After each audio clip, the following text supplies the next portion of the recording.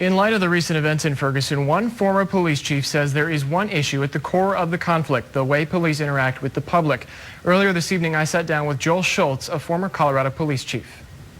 I think there is an intentional, deliberate effort by police hate groups to tell a twisted narrative about policing. Right now, some things that are really quite normal in the world of police work gets a twisted narrative. Dr. Joel Schultz knows police work inside and out. As a former police chief from Alamosa, Colorado, Dr. Schultz has seen it all. I began doing some research that I call the Valor Project. But what I found out is that police officers were frequently victims of crime on the job, and prosecution of offenders was very, very low. Police public relations, he says, is at the core of the conflict in Ferguson. And we can't say things like, well, it's just one bad apple. We can't say things like, I'm out there every day laying my life on the line, and so you're going to have to cut me some slack.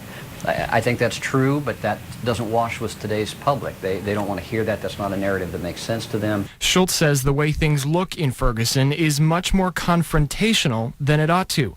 He says police need to be more willing to work as one with the public, something he says is happening under the direction of Ron Johnson. But to draw a direct connection between Johnson's leadership and peaceful protests, Schultz says, is misguided. The tactical situation and the environment was a little bit different by the time that Captain Johnson and his officers arrived on the scene.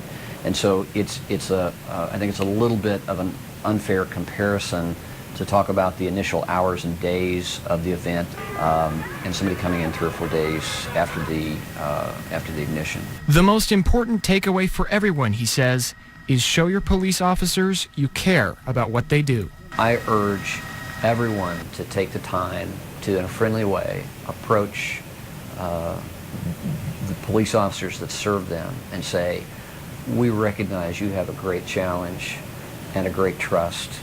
We appreciate what you're doing, and we want to do everything we can to support you and move you in whatever direction serves the public best.